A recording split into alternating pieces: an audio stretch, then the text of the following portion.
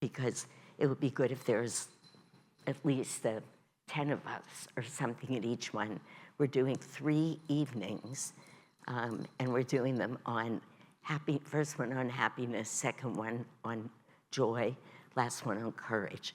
So while, calmness, yeah, thank you. While we will wind up teaching Hong Sa, really it's going to be just a way for an hour and 15 minutes for people to start hearing about Ananda. We're hoping, so we'll do those 3. We have a couple of Saturday morning follow-up classes where they will be meditation classes for people who want them, so that what we're really trying to do, and I'll say this too, if you meet new people in that temple, I don't mean not to be, we can't be pushy about this, but offering people that we're starting a Raja Yoga class in September now, September 19th. So we're hoping to get that word out and establish a sizable Raja Yoga class. This is a 14-week class. It's all based on Patanjali's teachings. This is Nestle, who's brand new, never been here before, as in chocolate, she says. But somehow the prosperity classes just started showing up in her YouTube feed, so she decided to come here, which is perfect. Yeah. These guys have a tremendous ability to know who's ready to come when. Okay, we'll start in a moment.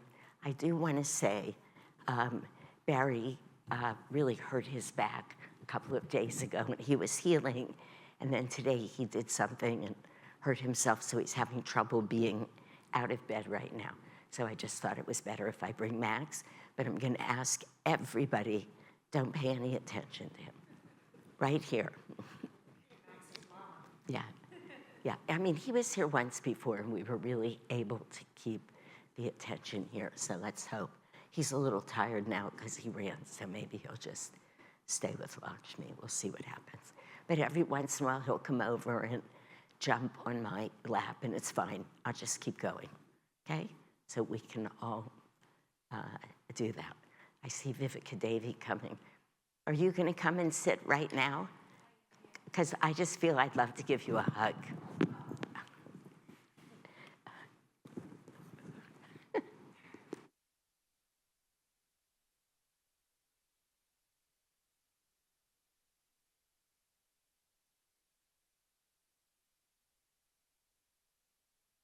Moment, a beautiful moment. So we had to hug to affirm it. Okay, so, want to go to Lakshmi? No, come on.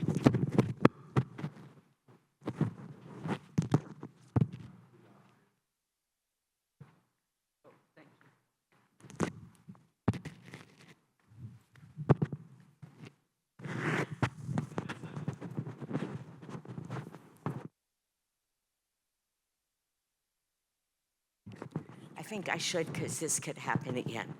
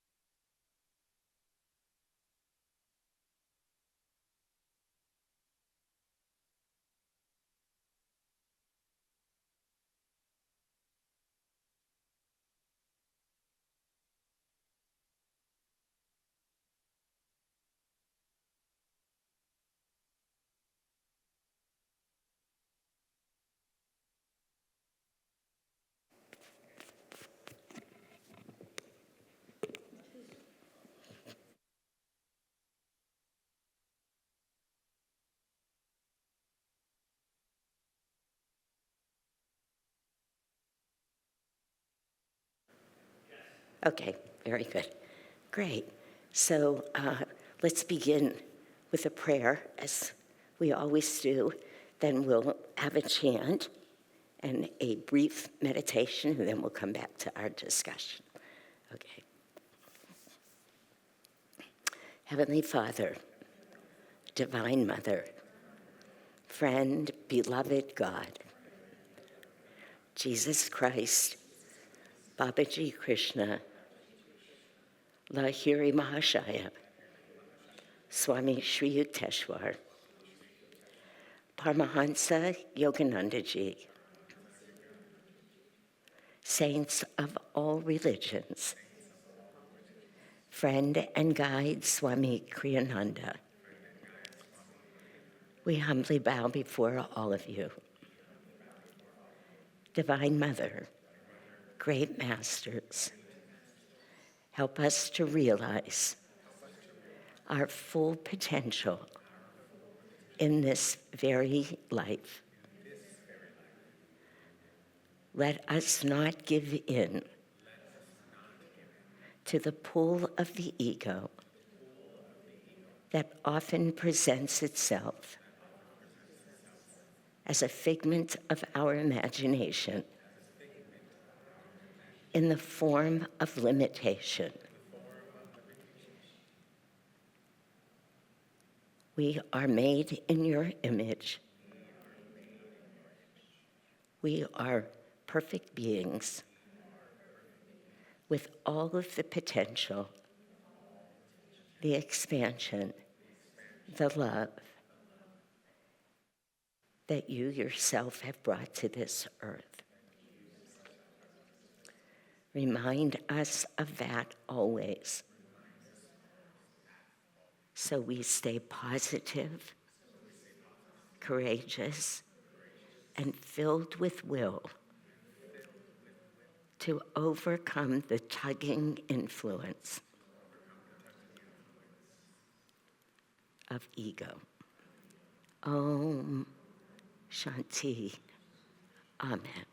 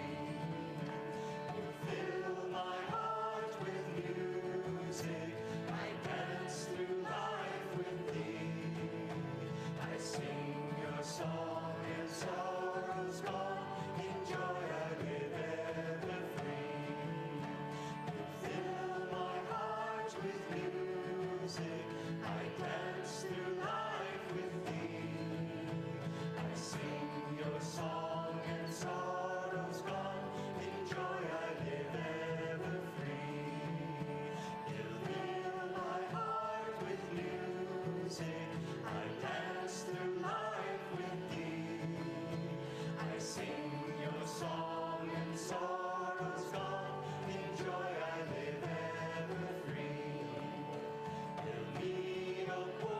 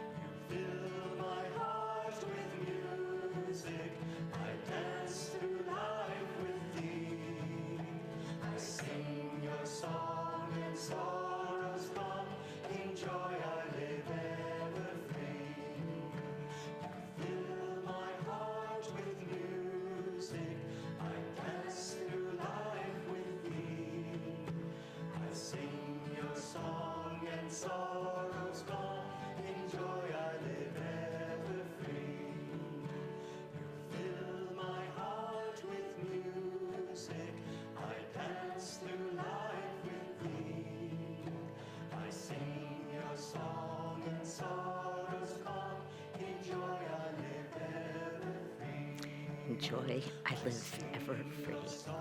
Let's just meditate for a few minutes and bring our energy into the room.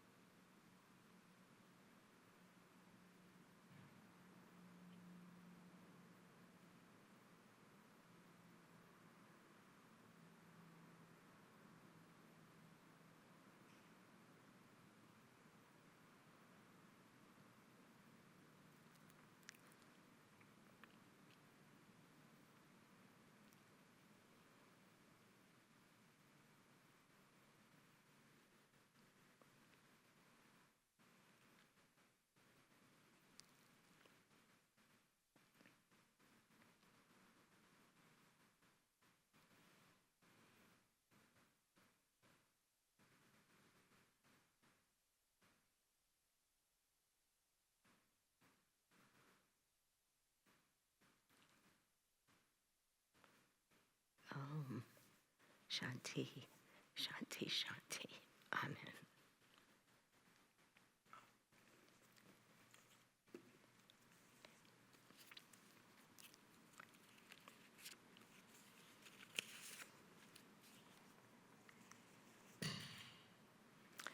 We are on day 11 of the secrets. I was surprised. But here is the secret of prosperity for tonight. It says, the secret of prosperity is to break the hypnosis of self-limitation. The heights that any man has attained can be attained again by others, by anyone, each in his own way, given enough time, dedication, and focused energy. The heights that any man has attained can be attained again by others, each in his own way, given enough time, dedication, and focused energy. It's interesting because, I do this secrets class with Portland, the Secrets of Emotional Healing. We've just been doing them. It's taken us 3 years so far, but we're now down to only 3 left. We do them one a month. We've watched, anyway, it's been quite wonderful. But something came up, I don't even remember what the secret was last time. Self-pity. I think it was self-pity, yeah. And I forget why I said this, but I said that I remember when I was little, much smaller than I could know what this means. But I remember it, and a lot of people teased my family about it for a long time, so it kept coming back to me, that I used to say, if there was anything, as a little girl, if there was anything in the world that I wanted to do, I was sure I could do it. That's what I used to say. And lo and behold, I don't know where that was coming from, but it turns out it's true, which is interestingly just a week later, I guess, what this secret is saying. Really, Swamiji is saying, there is nothing in the world you can't do, because he's saying, if anybody's ever done it, you can do it. Well, here we have Master Yogananda right in front of us, who's attained enlightenment. But he's saying what's interesting is Surendra, who's always paying such close attention, he always has good comments to make, always, at the end of class. But he said, I'd like to go back to the very beginning of your talk. You made that comment that you could do anything. He said, Shanti, that's quite a lot, like as if I would be confused about what it was. But there's so much truth in it. That's not to say that we've realized all of that, but and I didn't know what the secret was last week, but the importance of recognizing that potential in each of us. Of course it's there, because within us is that spark of the divine that we are all trying to realize. We are all trying to become that. And once again today, when I read this secret, I thought, do we remember often enough what a blessing it is to be given the teachings of this path, this particular path, because there are other people teaching these ancient Indian teachings, but nowhere in Christianity or in Judaism, for sure, do you find anybody who's telling you that you are a pure manifestation of divine energy. Just this, that you have it within you to do anything and everything. We're always taught. Even today, there's this advertisement that's come on the radio and the television, which I see because usually Barry and I watch the national news if I'm home at dinner time, a 30-minute thing of national news.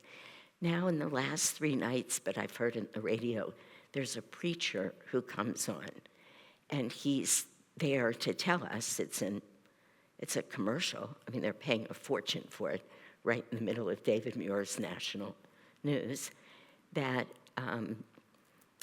we've all sinned because we didn't recognize the greatness in Jesus Christ. That's what he's saying. So that's the primary sin, is that we don't recognize his greatness. So that's why we're all repenting all of our lives. He says this. That's why we have to call ourselves sinners and acknowledge it. And you remember, of course, Master went to a church one time. He said, I looked around the church and I was the only person who wouldn't get down on my knees and call myself a sinner. So it's actually this, all of these, everyone in this book, but this teaching tonight that says, remember this, you can do anything. You can be anything. You have, that's the seed of divinity that's within you. And all you need to do is realize that. I won't remember right now the definition of self-realization, but the knowing of body, mind, and soul that I'm already that. Now in possession of the kingdom of heaven, and all we need to do is realize it. Basically, we don't need to learn or change, or we just need to remember, but not with our human minds, remember in the way of a realization that that is who we are. So Swamiji is telling us here, he says, we have to break the hypnosis of self-limitation.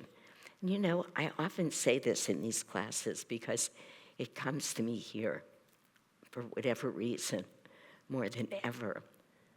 Most of us, we wouldn't think, if we were just asked to comment right this minute, that we are walking around living, reminding ourselves of our limits. We wouldn't think that. We don't want to be doing that. And it's not when we get conscious and we focus our attention what we think, but we all do. If we didn't, of course, we would be realized. But we're all walking around with some sense of the way that we're limited. And many times, many people will even say it and quote it and say, I'm not this, I'm not that, I can't do this, I can't do that. We all know I'm terrible at whatever, fill in the blank. It's the truth. And we probably all hear it from each other. But, this is the how to be prosperous now, Swamiji's saying, is to rid yourself of that limitation. And then, and I'll read this to you, goes goes on to say, I'm sorry, Rita didn't want to be sidetracked. I said, he's not sidetracking. Nobody was sidetracked. Now he just sits right in front of her and talks to her. He heard you, what can I say? Anyway, I thought what I would do tonight, rather than just talk about it, I would like to read you from either Swamiji or Master, little snippets of things that they wrote, and then we'll stop intermittently and talk rather than waiting till the end of the class. Like just to be able to reflect on what this means to you, what experience you've had with it. Maybe I'll read one or sometimes two. I mean, I have 5 pages of readings, but I forgot to bring my computer, and so I'll say this out loud. You remember that book that Yogananda wrote called Stories from India? Anybody's like, there's a bunch of little stories. The last several stories in that book, one of them is about the 2 frogs that fall into the well. I think many of us have heard this story. And the little frog is determined to get out of the well, and he just keeps trying. You know, he's there in it's not a well, it's a thing of milk, right? It's milk, yeah. A pail of milk, that's right, a pail, because they're little. And the little frog just keeps trying and trying and trying and trying. And just when he's exhausted and he's about to give up, he feels something hard beneath his feet. And of course, he had turned this milk into curds, really. And so there was something solid, and he could get out of the milk pail. But it's a beautiful story of the lesson of tonight. There's a few other ones. I wanted to read them, but I forgot to bring my computer, so I don't have, we could look it up. But let's see where we go. Because they're wonderful little stories that he tells about how to remember this.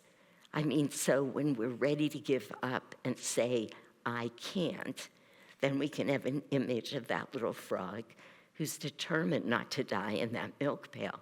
And the milk pail, of course, represents this hypnosis of self-limitation. Couldn't remember the words.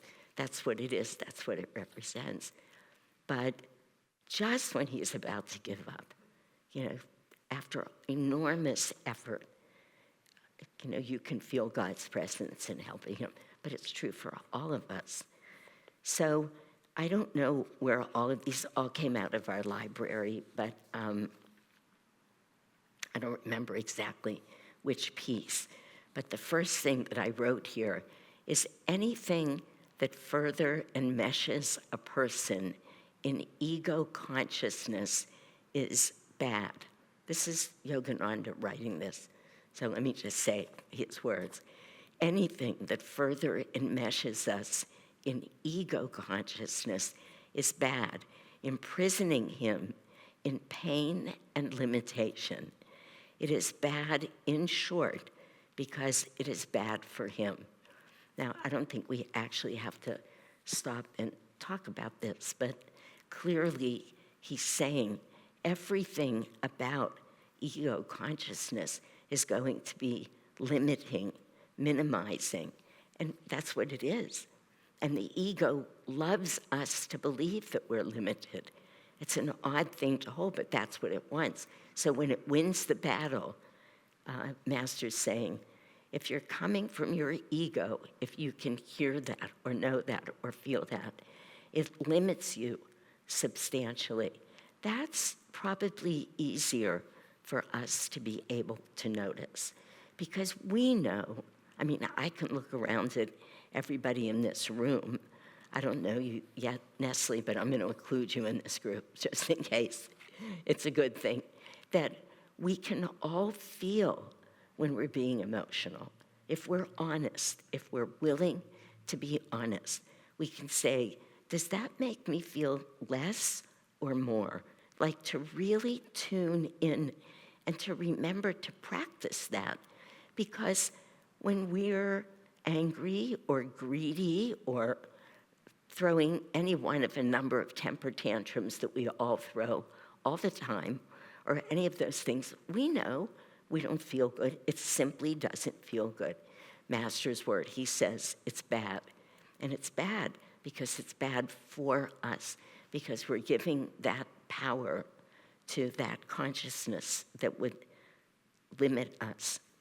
Then he goes on to say, freedom, to begin with, is true only of the soul. Limitation of all kinds is the meaning of bondage. Limitation of all kinds is the meaning of bondage. And ego consciousness is the greatest limitation of all, from which all others proceed. Ego makes us think we have a separate individual reality. Now, this is very challenging because it's the nature of the human condition to feel separate from anything. But let me just stop. Let's see. I won't force it here. As I said, usually I could talk, read and talk for the full hour. But does anybody have an incident, a story, anything to share about awakening to that realization that we're stuck in ego consciousness and feeling separate, not a part of? It happens in so many different ways.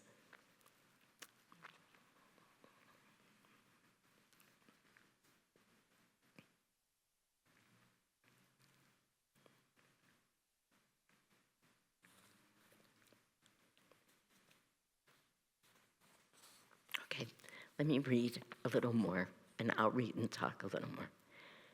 This is from a talk that Swamiji gave called Resurrect Your Mind from Mental Laziness. He says, never allow your mind to entertain thoughts of limitation. First of all, just that first part of the sentence.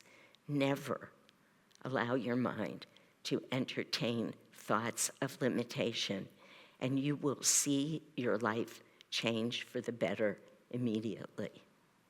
That's a powerful statement. He's not even saying we have to do anything, we have to attain anything.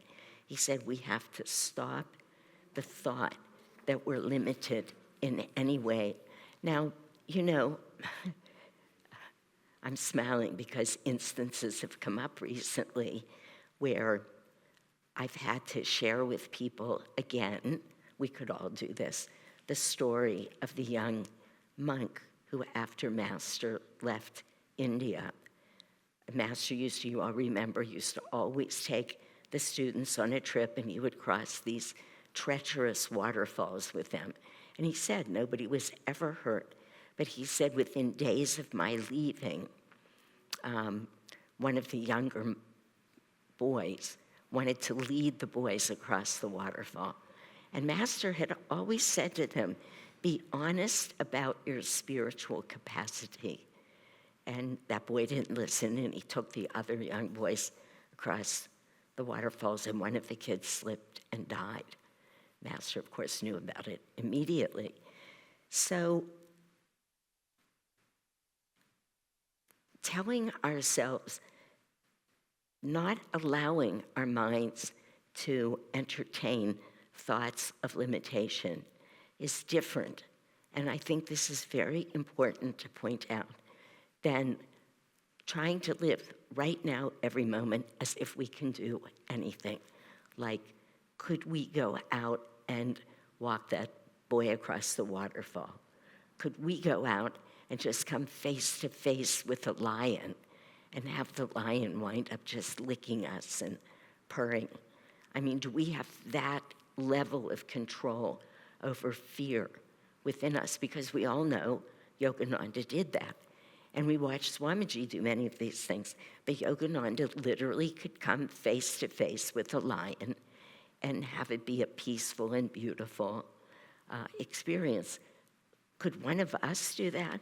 Because in order to do that, you have to be completely free of fear, completely, and doubt, completely. So what the message here is, keep aiming towards this, but practice such that it's a stretch for you, not a fantasy for you. This is true for all of us all the time. And it's a very important, because it's easy to read these words and say, never allow your mind to entertain the thoughts of limitation. But what he says after that is, and you will see your life change for the better. So we start changing our mind and our life changes.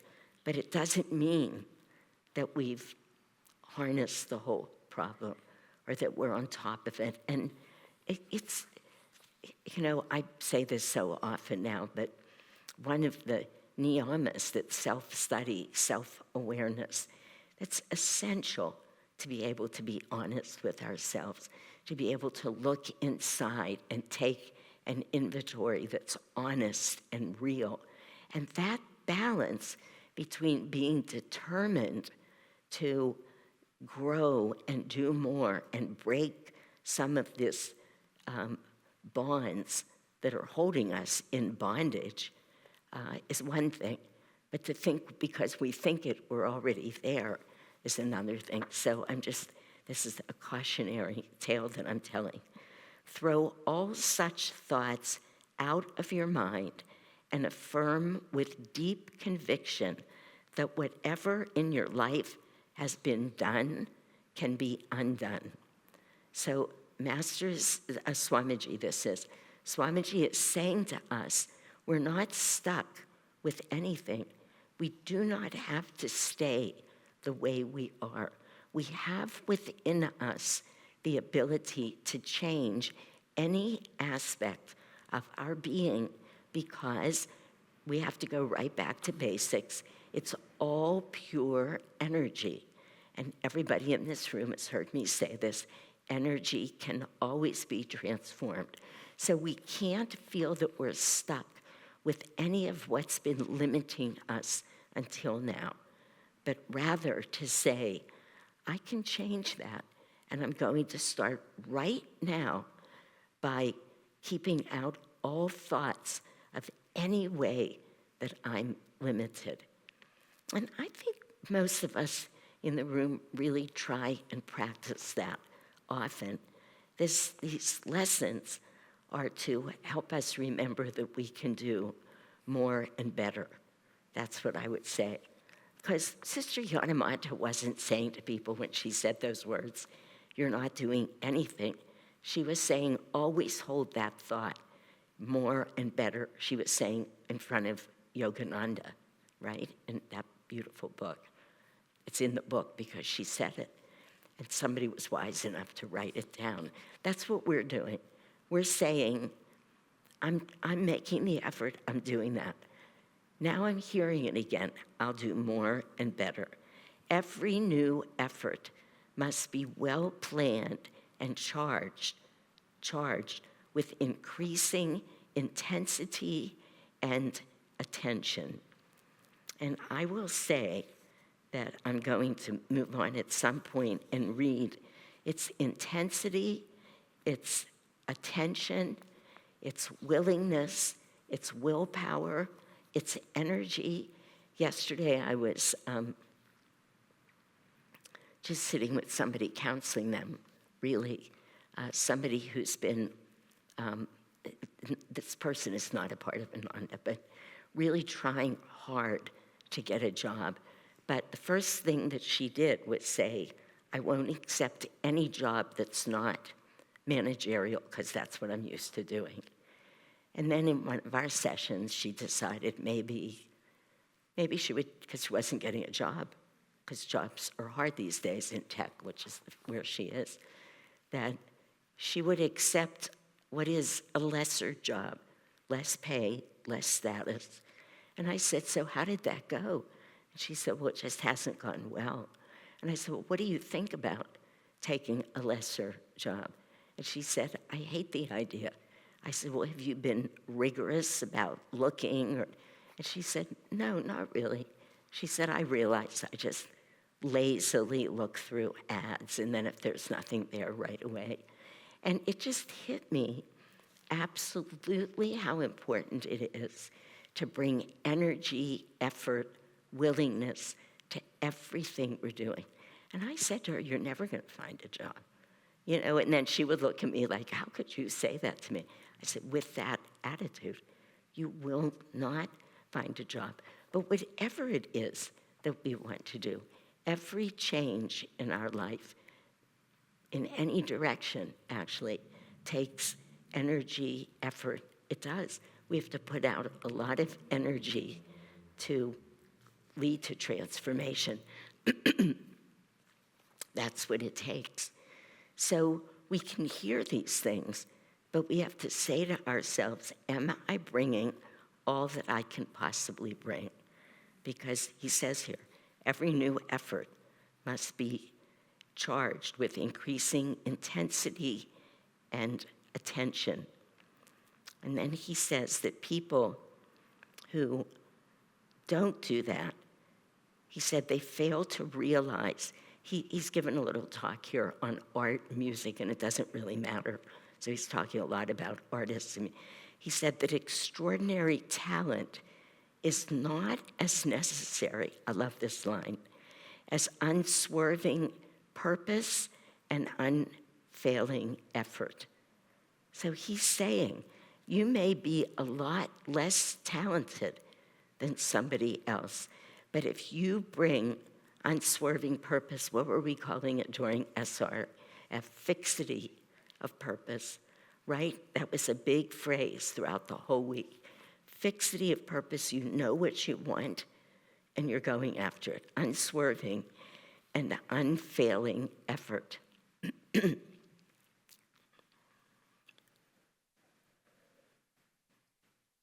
Sagar sent me, he sends to a lot of people, but I don't know who they are, but I'm one of them on his mailing list. And he sent today, just before I came here, I was reading it, one of the, what do you call them? When somebody writes a comment on, they were writing a comment on SRW.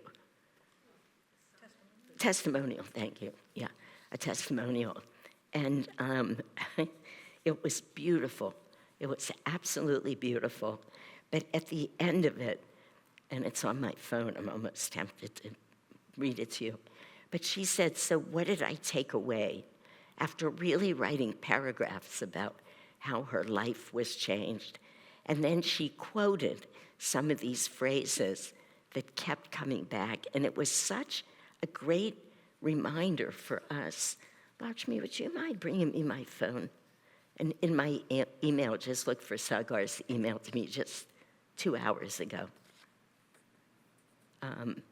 Because I want to read this to you, because it's this. It's exactly this, and it's so beautiful. But that phrase, she's saying, so what did I take away? And you'll see she lists a lot of things. But fixity of purpose was one of them. And she's right. It was a very good takeaway. While Lakshmi's looking for that.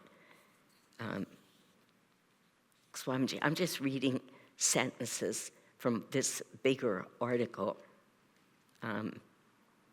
But he says, the key to happiness, power, and health lies within your own mind. He said, we can understand physical idleness when it is sometimes necessary. Thanks. But he says, but we can never excuse the mentally lazy. Those sound like horrible phrases, mentally lazy, purpose. But this is what he's talking about. He's talking about people that give up too soon. And so here's what she said. I thought this was so beautiful. She said, takeaways. I am a yogi. Beautiful. Where there is dharma, there is victory. Just repeating phrases. Fixity of purpose, determination per Swami. I don't care how I feel. What am I going to do about it? And that's just so perfect here, too. Remember, Swamiji said that when somebody was saying to him, how do you feel? Whatever had just happened. I don't think it was a temple burning down, but it could have been. I don't remember the exact. I don't care how I feel. What an amazing thing to even think to say. I mean, we say it now because we heard him say it, but how many of us would walk around and say, I don't care how I feel. I care about what I'm going to do. Honestly, it's exactly this secret. And then I love that line where somebody said in the talks, don't take it personally. It was like, about anything, don't take it personally. She just summarized. This woman was really on top of things. Anyway, she says then, too many more to list, but I am thankful to have the recordings now to play over and over. Thank you, thank you, thank you. This is somebody, first SRW. So she was very present, and that's just the end of a long thing. But yeah, this is what Swamiji means when he talks about unserving purpose, fixity of purpose. Determine what you want to do and know without a doubt that if it's within reason given who and where you are, that you can do it if you decide to do it. But you have to decide with all my heart, all my soul, all my strength, all my might. It has to be like that in Jesus' own words.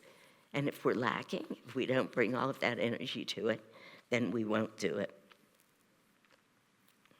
Does anybody want to say anything before I go on? Don't be shy.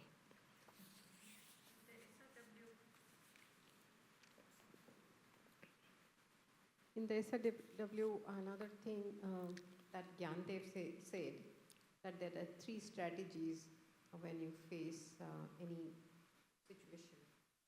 One is equal count breathing, which is attacking from behind. Yeah. And then he said another one, attacking from side ways, and attacking from above, which is surrendering to the divine. I thought that is something was very special for spiritual reading of the week, in continuation of what you read. He was talking about first all of the ways that delusion gets us. Yeah. Right. What are the strategies that we can combat those? Okay. I thought he was talking about how delusion gets us. We can be attacked from behind or the side. Was he not? Did I misunderstand? Anyway, it doesn't matter. That is, yeah. Yeah. If we're going to go attacking it, that's great too. So, okay. You want to come up? Come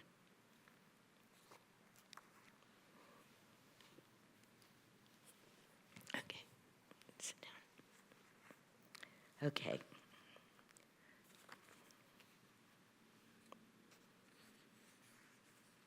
This is another beautiful, really beautiful line.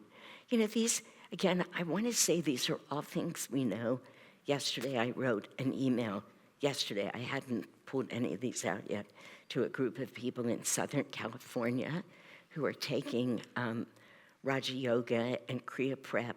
And Chayla was telling me that several of them, because they want to come up in November to take Kriya with us for the first time, which would be great. She said, you know, several of them are having big personal life issues. And she said, now I'm not sure. So a month ago, she was so enthusiastic, and then suddenly, you know, life happens. And she says, I'm really not sure about a few of them now. So she had written them an encouraging letter a couple weeks ago, and then I thought, because they all know that they know me as the Kriya Charya here that they'll come to. They had to fill out their forms for Kriya. This is a type of meditation that we teach here. And so I felt like I should write them a letter, and I wrote them, these 4 people, really lovely note, encouraging them to call me to set up time. And I said to them, you know, any of these obstacles that we run into, they're not really there just to defeat us or to block our way. They're there to help us get strong. It's like lifting heavier weights. So I had said that to them yesterday. So then, this is Swamiji.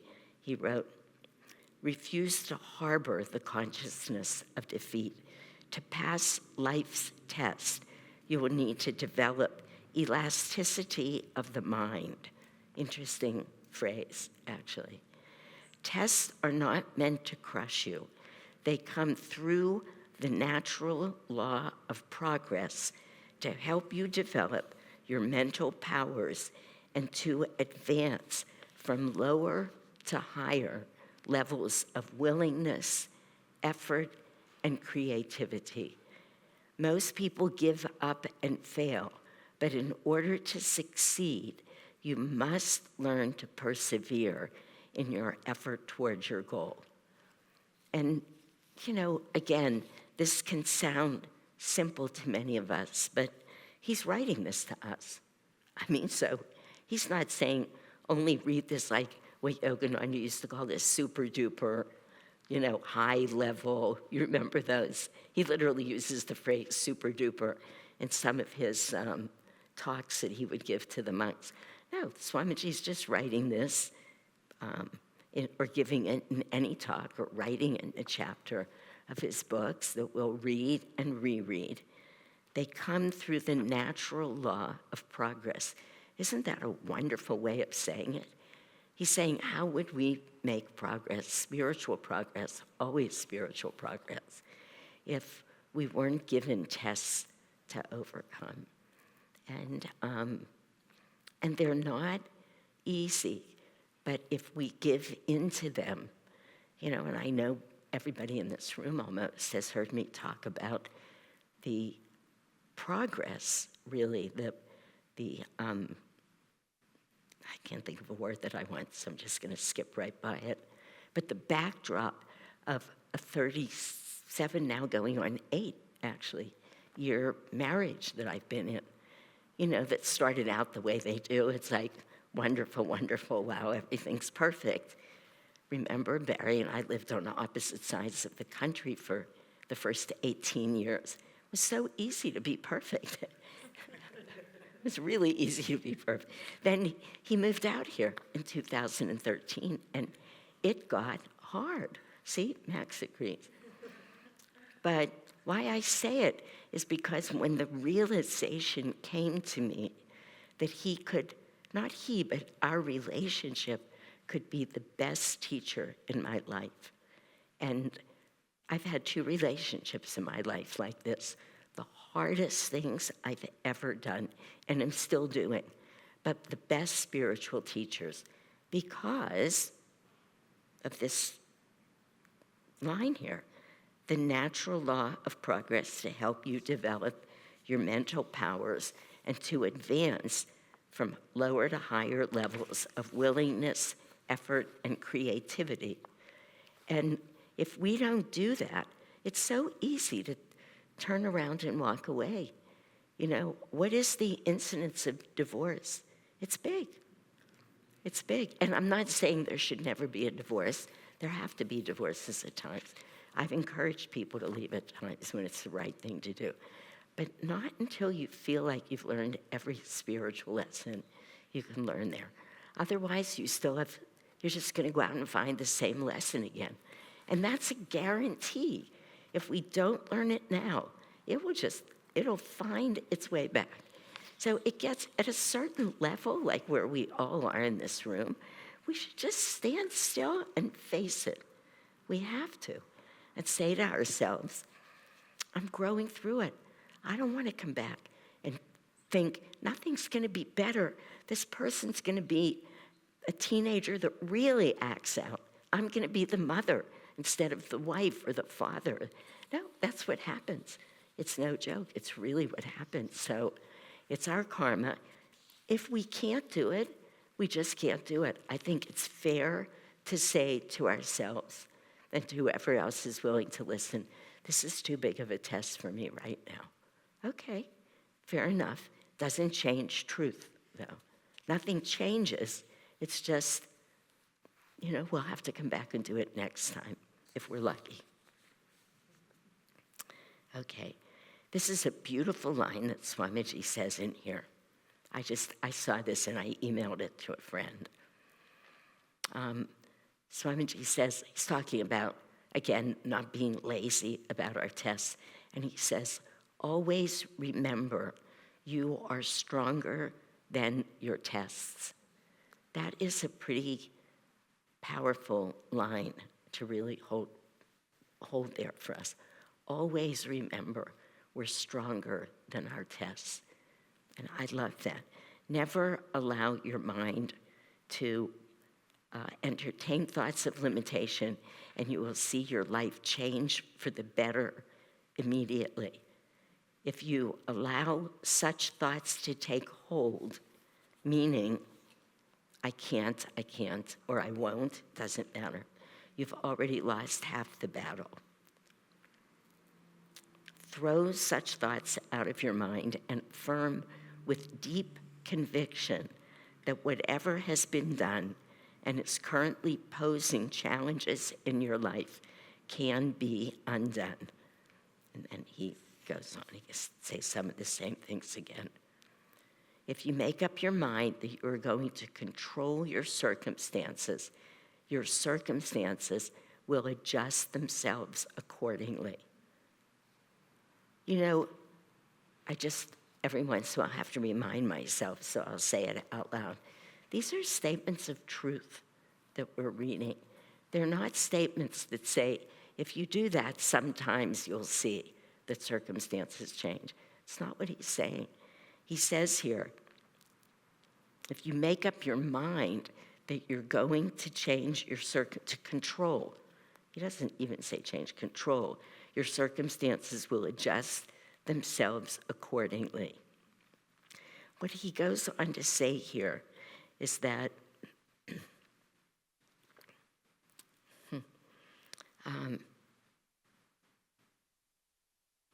he says these are invisible friends, these tendencies and ability to make changes. I'm trying to condense a paragraph or two.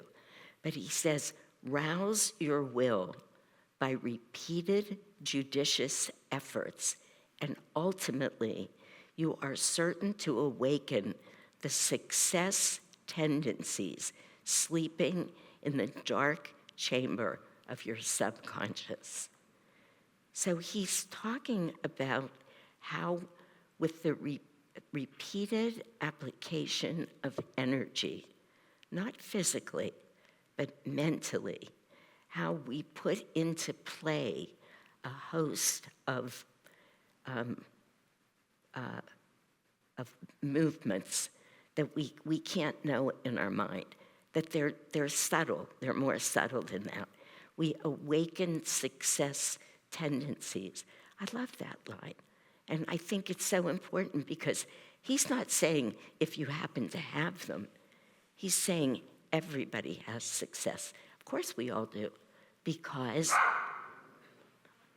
we're all, at least it's not 3 a.m, that these exist within all of us. It's good, he loves her. Awaken success tendencies, sleeping in the dark chamber of subconsciousness. So we have to remember that we have that power. This is what this is about. It's interesting. I'm sure this happens to everybody, but sometimes I'll read something and I have an experience of the subtle layers that are waiting to be transformed within me. And so if we read this with just a harsh mind and our mental citizens, but I feel like something like this, we have to feel deeply. I remember when I had that image come to mind about when Swamiji says, I think it's in Raja Yoga actually, where he's talking about how every positive action draws energy up and begins to work on the Kundalini. Of course, we know, talks about every positive action, every creative thing we do, every time we say yes, that we are drawing energy and loosening the hold that the vrittis have on whatever they're holding on to in our spine. And every time we have a negative thought, that energy goes down. But he said at one point in there, even if you smile, just when you smile, that you begin to loosen energy. That's a pretty powerful thing to remember, sometimes when I've seen myself, a video of, I just saw it in the wedding, because they posted some videos of the wedding on a certain website. And I thought to myself, oh, thank God I was smiling. And then another picture, thank God I was smiling, because sometimes when I get serious and I'm talking, I forget to smile. But you don't want to forget to smile when you're officiating at somebody's wedding. So far, I didn't see them if it happened. But Swamiji says in Raja Yoga, even if you smile, so that's very important. But the image that came, and I've said this before, is that Kundalini is this tight ball, not of yarn, but of thread, a very thin thread, wrapped and wrapped and wrapped, and it's sitting at the base of our spine. And then I thought, with every smile, with every positive activity we do, with every good deed that we do, all of it, that we loosen just even a little thread, like something that small, but we're loosening up that Kundalini, and it just rises up our spine. And I feel like this is what Swamiji's saying here, something that's just as real, but very subtle, awakening success tendencies that are sleeping in the dark chambers of our subconscious, because we all live there a lot. We're all living in that subconscious. And he's trying to say to us, make up your mind that you're going to begin to control circumstances, thoughts, to bring more willingness, to bring more effort. Stay as clear as we can. Watch ourselves without getting crazy, neurotic, of course, but watch ourselves during the day. Because what if each day we just noticed a couple of times where those negative tendencies were coming in? And just because of circumstances, just as I know the demons that I'm wrestling with, in the last 2 days, I've been watching myself very carefully because of particular circumstance in my life. And I just had to say to myself, wow, honey, you have a long way to go. You know, it's shocking how often I wanted to believe, and it's so subtle, it goes like this, where you give yourself permission to be negative, to have a critical thought, or say a critical thing, or decide that you're the one who's behaving well and somebody else isn't. Whatever it is, it sounds gross, meaning obvious, I should say, when I say it out loud. But believe me, when you try and watch that in your mind, it's not that way. And we're so good at it. You know, Satan really is so good that we actually believe those things. We actually believe that somebody else's behavior is causing whatever. Everybody can fill in their own blanks, you know, because it happens. Somebody else is irritating us. Some other circumstances is causing us problems. And in that instant, it's as if it's out of our control. But nothing's out of our control. Maybe we're not there yet, but nothing is. But when I caught those thoughts in these last couple days, and I could say to myself, Shanti, stop. That's not why you're upset. You're upset because your own reactive process just took over, because your own emotional reaction just happened. Like, own it. Maybe you can't even do any better. I didn't get upset with myself, but just the noticing of it, it takes us into that subconscious place and sheds some light in there, even for that instant. James wants to say something. 2 places that it should be on, right? Probably the 3rd place.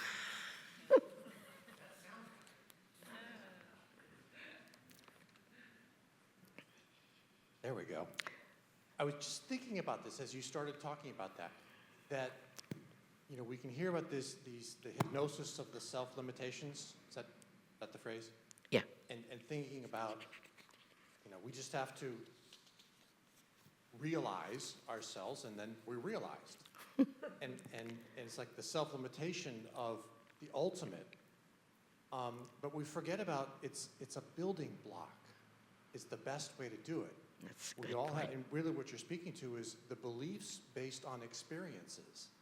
And so if I can build these beliefs on the experiences of, I can transcend, transform this habit, that habit, and build on it. But remembering that, just as you're pointing out, it also works in reverse. That if I have some little limiting thought, suddenly I have that belief, and now I'm getting further away. Yeah, from that's that self. true. So it works both ways, and keeping diligent on that path is the best way to break that hypnosis. Yeah, it's very, very important. And do you want to say something? I just want to say one thing. What I did today, and I just want to share this because, I mean, I'm not sharing the experience, but it doesn't matter. It can be applied. As I was seeing myself moving in the wrong direction, James, as you were saying, and justifying it, I was actually writing a note to Jyotish and Devi anyway, but at the end of the note, I said to them, and now I can say it to all of you, and I am saying it to all of you. I said, I'd like to ask you to pray for me, if you would. And I said, not about the circumstance, because they've known about things that are going on, and I said, it's just sort of rearing its ugly head again. And I said, I want you to pray for me, that I can maintain peace and calmness and an open heart. I'm not even going to tell you the story. I told them, which is good. But I'm asking you, pray for me that I can make this progress right now. Because I could tell a lot of people this story, and they would say how awful this story was. Because it is, I know, like out there in the world, it's one of those kinds of things. But what's the point of that? What difference does that make? But saying to them, help me be so calm, so centered, hold me like that. He has treats, do you know that? Okay. That you're only looking at me and helping me rise up. And I felt so much better. I didn't hear back from them, but I felt I know they'll pray for me, of course, whenever they get to that email, but it doesn't matter. I already felt better moving into line with truth. It just changed. It didn't change the circumstance, but it changed me. And it lifted that ugliness that can contract our hearts. Yeah, I was just engrossed in what you were saying, so bring myself back. I guess what's really standing out to me is these tests that you're talking about. What I've noticed, I think I touched on this previously, but one of the things that it really can come up is this limiting concept of failure, of what I can't do, in the face of what I'm feeling called to do. So it's like, okay, how do I work with that? And ultimately, I've watched how this practice of saying yes and this inner voice that, I'm fully aware, like the thought is there, this is impossible. There it is, there's the thought, well, this is impossible. Accompanied with that thought is, I know this is the right thing to say yes to. So say yes, right? And just let it be on the shelf, the thought that it's impossible. And in no way can I even address that thought with, here's how it will work. I have no idea how it will work at all, right?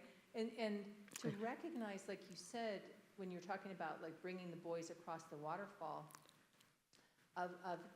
it is such a discernment thing of being able to feel like, well, for God, it's not impossible. So that's what I just kept affirming, is like, I have no idea how it's going to work itself out. And I've just watched myself go through different things, and I know I talked about this a few weeks ago, but like, boy, so close by the fear, so close by. And humorously, I'll share this. You had talked in one of the classes about, which I can really relate to normally, of how an hour can go by and you're like, whoa, I forgot to think about God. And humorously for myself, I'm like, yeah, I haven't been having that difficulty because I am hanging on to God with every ounce. And like, and you know, in the poem of God, God, God, eating, meditating, sleeping, like everything you check the box, yeah. It's saying like, only you can do this. Yeah. Only you can do this. And so I am walking in pure faith and willing to just go, and if it doesn't turn out, it's like, well, what can I say? You know, Yeah. but I've watched the healing of it, like the healing of it, like it's the only way in this particular experience. Yeah. I just had to walk through the fire. Yeah. And be like, it feels like fire, it does, right? It just, and keep it in check. Like, yeah, I can't give any energy to that. And I remember just sitting with some people who were like talking about a project, talking about timeline. My conscious mind was like, how are you ever going to do that, right? And I didn't say it, like I had the guidance, don't speak it. Don't speak it. Just say, yeah, I agree with that. I just like, like, let's do that. Absolutely, let's do that. And it just, and so like the control piece, you know, that you're talking about of just not allowing. Yeah. Which has taken everything I have, right? It's just like, my God, the battlefield. So just, I loved SRW because I so related to it in this period of time. But the absolute grace it's given me, I needed it. I couldn't have done it any other way.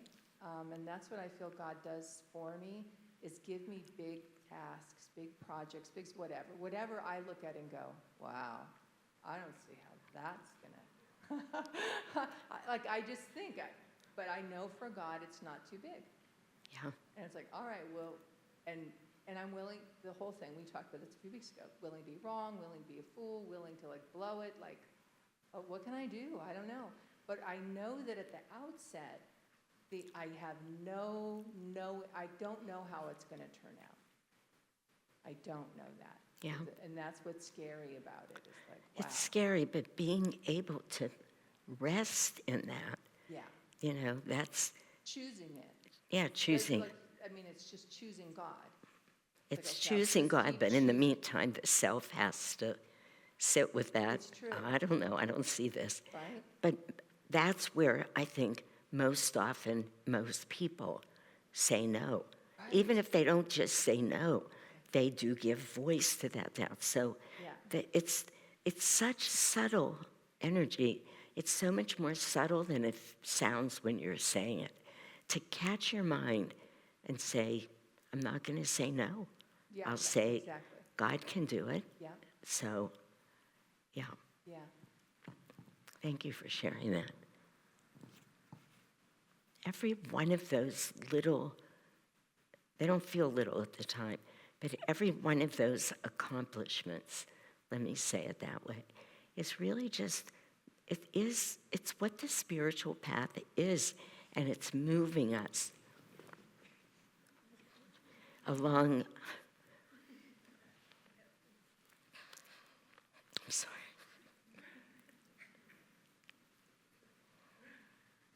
Moving us along this spectrum, like bit by bit, but every bit matters. You know, there was a line that was said at Spiritual Renewal Week that I loved, and I don't remember who said it, but somebody said, God doesn't care what project you're working on or how well you're doing with the project. We are his project.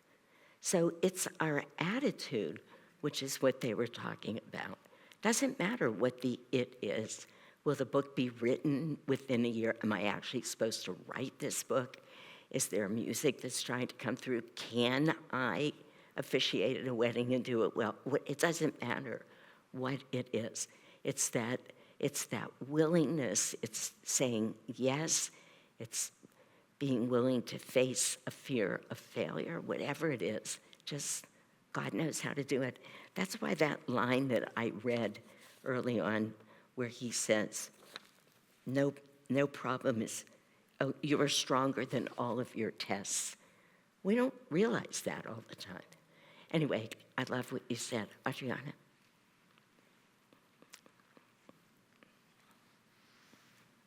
I just wanted to say that I really appreciate this sharing and talk, because I am just wondering, so where am I limiting myself? Like, because one thing is like I can see my thoughts, I can really hear my negative voice, saying, you cannot do that, you are not there yet, you've always been this way, how come you cannot do that? Like limiting myself. But I also wonder, what is in my subconscious that I don't see? Like, what are my blind spots? And this conversation really helps me to be even more curious and see where am I still like limiting myself? And how can I expand my image? Like not seeing like the little Adriana, but like seeing like the infinite. Like, how can I be more of that? Yeah. So this is really inspiring. Thank you. These are stimulating discussions for that reason, because on the face of it, if anybody read any line, then I only at page 1.5 of 5, but everybody would say, I know that. In a way, we do know that. But this is the purpose of satsang, keeping company with other truth seekers and hearing these same teachings being presented in so many different ways. So one of the things is it's much harder, I think, to ask that question that way. How am I limiting myself? Why am I holding back? Where am I holding back? It's not a bad thing to look at without judgment of yourself. It always feels easier to me to decide to just going through life moment by moment, pick it up by the right thread, pick it up, but this presents itself, that presents itself. Gee, I'd really like to start a business, and don't let those voices come in that say you can't, or this is what would be really hard about it, but just say, okay, how will I go about doing that? So to just decide to not be self-limiting rather than trying to see each way that we are, because we are. That's just simply the truth. And we all are. So anyway. But I love that you're here and that you always enjoy, because me too. Yeah, and in fact, meditation is really helpful, because Meditation's helping. Yeah. It's like once James was saying that you need to have that experience, and then from there you can move forward because you have that first-hand experience. So for me, when I meditate and I can tap into that infinite connection, then when I am in life doing what I'm doing, I know I can do it. Even if it's a glimpse, even if I remember that moment when I was meditating and I felt like there was no separation, like, oh, okay, that brings me forward. So. That's great, yeah. I think that's really wonderful. Another thing that you're bringing up that's important, because people are so often waiting for the experiences in meditation, but I'm not hearing any sounds yet, and I haven't seen lights, and do you see that star? I don't ever see that, those kinds of things. But missing the fact that an absolutely calm, peaceful moment means so much on the spiritual path. And something that the vast majority of people in the world don't get. I forget, we were sitting up in the kitchen at Gaia House and we were having a discussion about sleep. Some of the women who were staying in Gaia were talking about sleep, various problems or not with it. But anyway, I was telling them that when I still had my medical practice, one of the more common, people come in because they can't sleep well. It's like backaches, headaches, and not sleeping well. It's a lot of what brings people in. But what was interesting is that if people woke up at 5:30 or 6 in the morning, they were panicked. Panicked. It's like, what am I going to do with my morning until I go to work? You know, now, most of us in this room don't feel that way, right? I mean, most of us, if we're not up at that hour meditating, we know we're already missing something. And we certainly wouldn't panic. We might panic if we wake up at 2 in the morning and think we can't go back to sleep. But, you know, I just realized we are so used to being able to bring ourselves into that place, whether there's bells and whistles or flute sounds or crickets or lights or not. I mean, whatever it is, just to be able to sit in a peaceful moment. It's so freeing. It really is a big part of spiritual growth, just to be able to do that. So it's something to value greatly, yeah.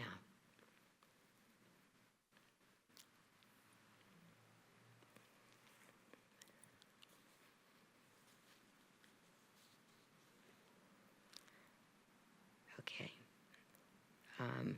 I'll just read one more thing and then we'll stop. It's time to stop, but I'll just read this. So at least I can feel like I got mostly through 2 pages out of the 5 here. But we'll see if we want to come back to it.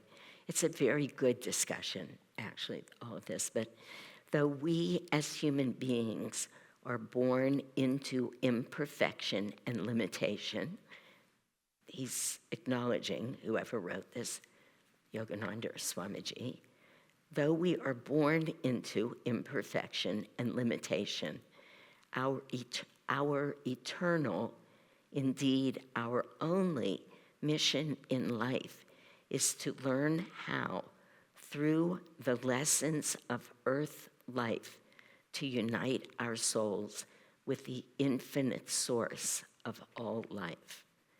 So I think it's Swamiji who's saying, we come in, it's hard, it's imperfect, it's limiting. By its very nature, attaching our soul to a human body is that. That's the definition of ego, right? A soul identified with the body. So the ego's there with us. And now we're trying to break the hold and the limitation that the ego imposes. But he's saying it's our mission in life to do that, to unite our souls with the infinite source of all life. So he's just saying to us, yes, this is the nature of life, but it's the challenges that we have. It's the ways that we're noticing limitations or negativity. It doesn't matter what it is, whatever the limitation is. The noticing of it, the commitment to moving further and further away from soul consciousness and more into soul consciousness, and the willing to do that even when it hurts, even when what the ego wants is to be able to say, they are treating me so terribly. This is so wrong of them. You know, why do I have to live with this day in and day out? Really, and it sounds so logical, but that's not where we want to be. But that provides the impetus. You know, it's like both Swamiji's song without, without sorrow, whereas, what's the song? Without sorrow, without light, where is dawn? You know, where he's talking about Nightingale, yeah. Or from the festival that, like shadows on a statue gives light and substance to hope. We have to take those moments, realize what we're calling darkness. I mean, it's not always exactly like that, but challenging moments, and hold them as precious opportunities to transcend. Because in the transcending, our we're moving towards soul awakening. And that's how we're being given the opportunity. So, any other last minute comments before we end? Okay. Very good. Thank you all for being here. Yeah.